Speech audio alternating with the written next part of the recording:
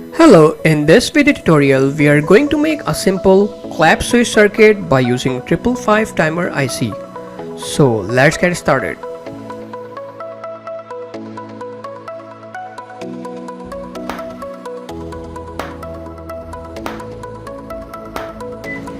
This video tutorial is sponsored by utsource.net. They have a variety of components, sensors, ICs, module, transistor, resistors and development kit at affordable price.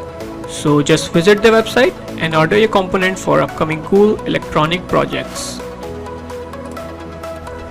For more interesting projects, please subscribe to our channel and don't forget to click on bell icon for our recent post notifications.